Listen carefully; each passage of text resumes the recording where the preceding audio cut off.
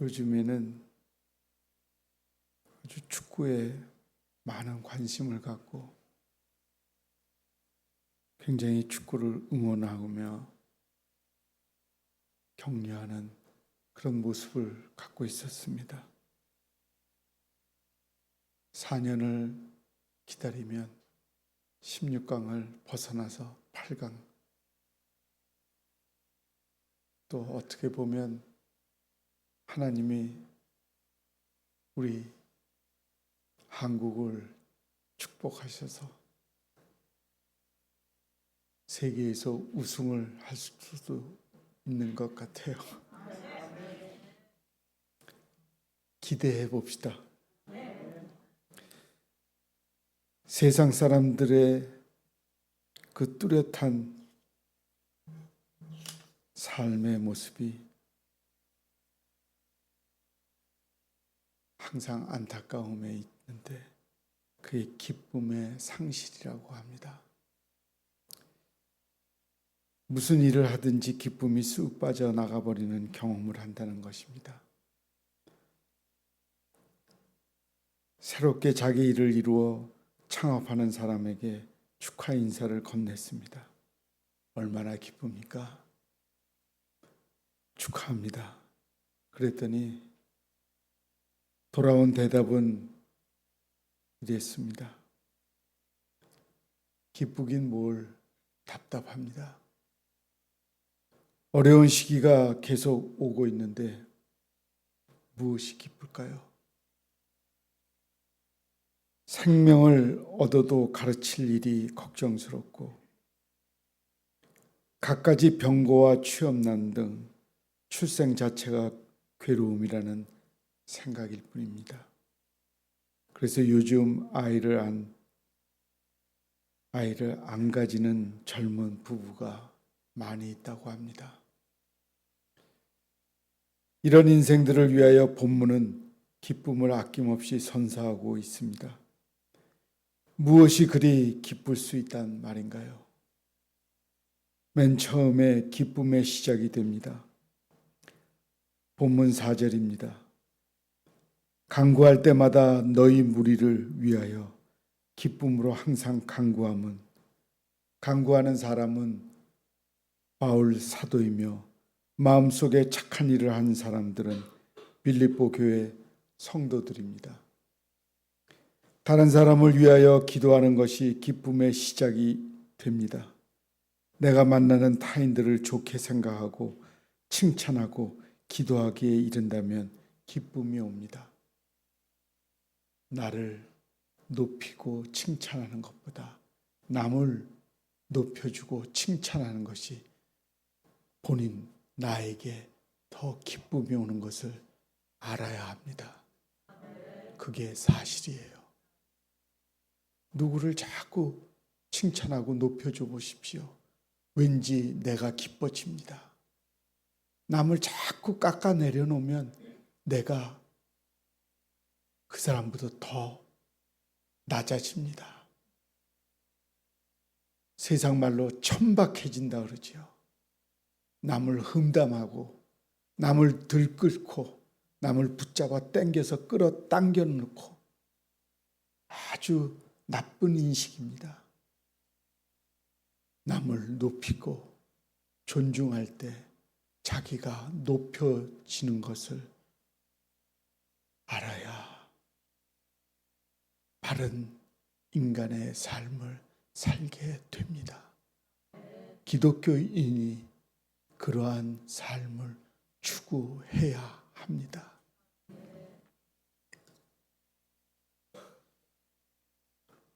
우리는 남이 해놓은 일을 볼 때면 일단 어떻게 생각하는 태도를 지녔습니까? 우선 그의 수고를 위하여 좋게 여기고 칭찬해 줄 수 있어야 합니다. 그렇지 않는다면 결코 남을 위해 기도할 수 없으며 삶의 기쁨을 누리지 못하는 사람이 되고 맙니다. 바울은 지금 로마 감옥에 갇혀 있습니다. 그러면서도 기쁨에 넘쳐 빌립보 교인들을 위해 기도를 드립니다. 그대들은 마음이 참 착합니다. 그 착한 일이 예수님 오시는 날에 이루어질 것입니다. 그래서 나는 매우 기쁩니다. 남을 위해 중보 기도하며 남을 높이는 것, 내가 인격적으로 바른 삶을 살고 있다는 것을 우리가 알아야 됩니다. 바울은 지금 로마 감옥에 갇혀 있습니다. 그러면서도 기쁨에 넘쳐서 빌립보 교인들을 위해 기도를 했습니다. 이런 내용이 기도 중심을 이루고 있습니다. 옥에 갇힌 그에게 무슨 기쁨이 있을까요? 더구나 이곳은 보통 감옥과는 다릅니다. 로마 군대 중에서도 가장 정예 군인인 근위대 감옥인데 이 부대는 라틴어로 프라토리움이라는 황제 친위대를 가리킵니다. 중죄인을 가두고 군사들이 한 사람씩 교대하며 죄인을 지켰습니다.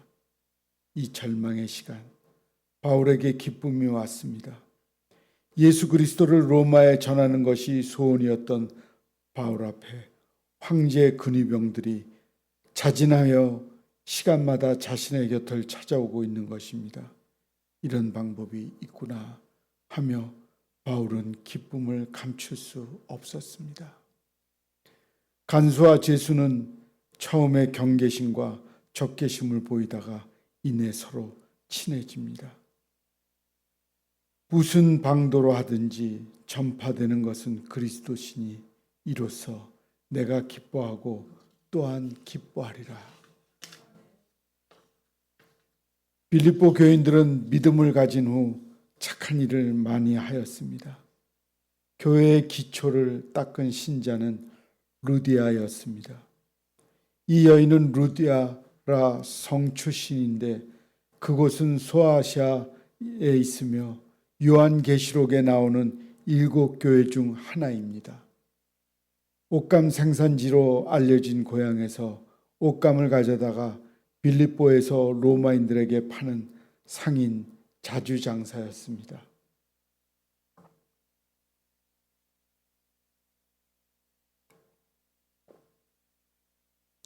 그 루디아가 예수님을 마음에 모시자 여인의 집이 바울의 일행의 숙소가 되었습니다.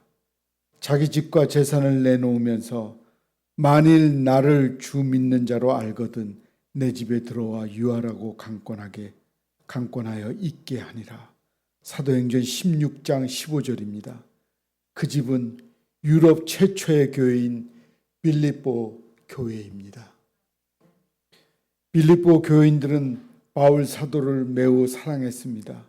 그가 데살로니가로 갔을 때 선물을 보내왔고 고린도에 도착했을 때도 다시 선물을 보내 문안하고 격려했습니다. 다른 교회들은 미처 생각지도 못한 일이었습니다. 그리고 마지막에 바울이 로마 감옥에 묶여버리자 빌립보 교회는 위로와 함께 옥바라지를 해줄 도우미를 보내주었습니다.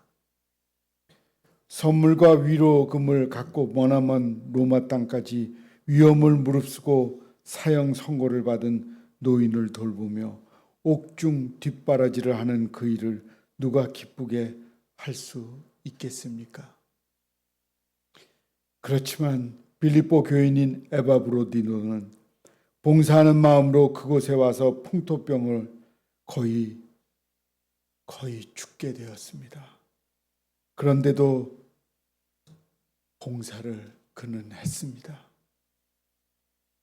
기도의 기쁨을 경험해 보십시오.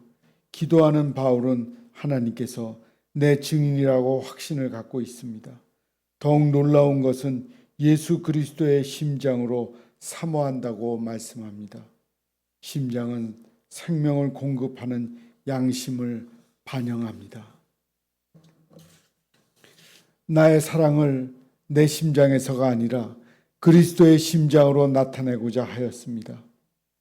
최고의 사모함과 최고의 진실함을 표현하는 말씀입니다. 참 사랑과 기쁨의 기도는 이렇게 생겨납니다. 지금은 대림절입니다. 기쁨으로 주님 오실 날을 예비합시다. 기도하는 사람들의 기쁨을 세세히 표현한 사도의 간구가 여기에 있습니다. 그리스도에 있는 사랑으로 가득 넘쳐야 합니다. 그 사랑의 지식과 총명을 더하여 단순한 감정이 아니라 말씀의 통찰력을 갖고 진리의 기반 위에서 풍성한 사랑이 넘치기를 기도드립니다. 또한 진실하여 허물 없이 주님의 재림을 맞이해야 합니다. 사람은 살아가면서 쌓인 허물을 많이 존재하지만 예수님께서 그것을 용서해 주셨습니다. 이제 주님 안에서 허물을 걷어내고 진실한 자녀가 되어 재림을 맞이하도록 기도해야 합니다. 이어서 의로움으로 나왔습니다.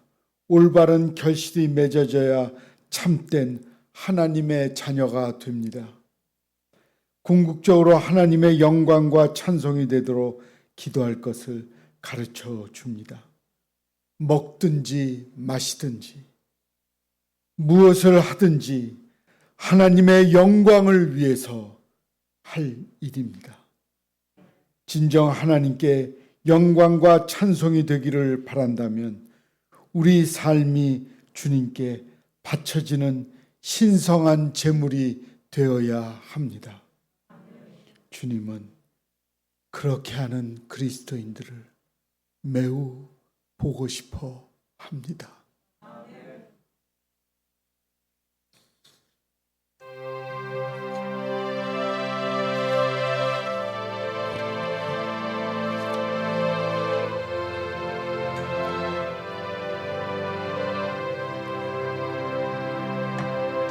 주님 다시 오실 때까지 나는 이 길을 가리라. 좁은 길 나의 십자가 지고 나의 가는 이 길 끝에서 나는 주님을 보리라. 영광의 내 주님 나를 맞아 주시리.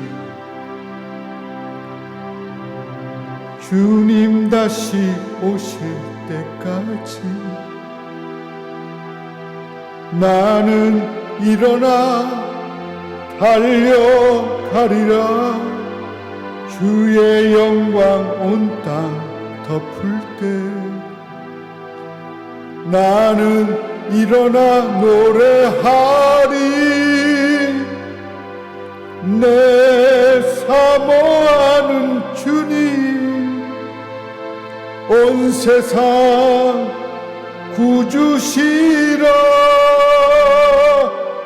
내 사모하는 주님 영광의 왕이시라. 우리 같이 하자. 주님 다시 오실 때까지 나는 이 길을 가리라. 좁은 길 나의 십자가 지고 나의 가는 이 길 끝에서 나의 가는 이 길 끝에서 나는 주님을 보리라. 영광의 내 주님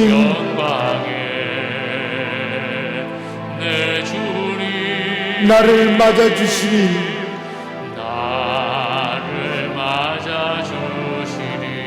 주님 다시 오실 때까지 주님 다시 오실 때까지 나는 일어나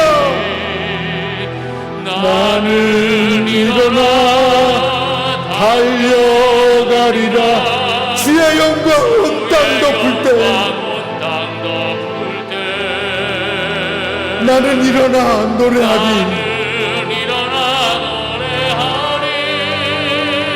내 사모하는 주님,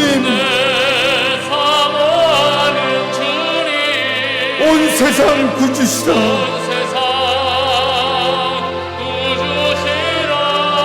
내 사모하는 주님,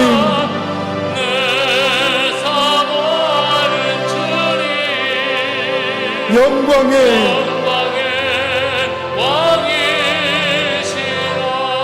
주님 다시 오실 때까지, 주님 다시 오실 때까지 나는 이 길을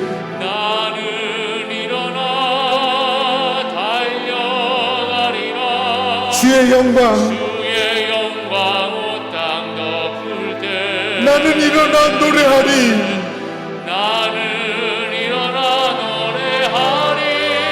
내 사모하는 주님, 온 세상 구주시라.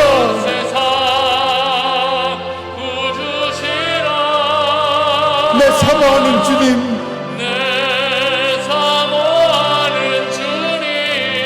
영광의 왕이시라.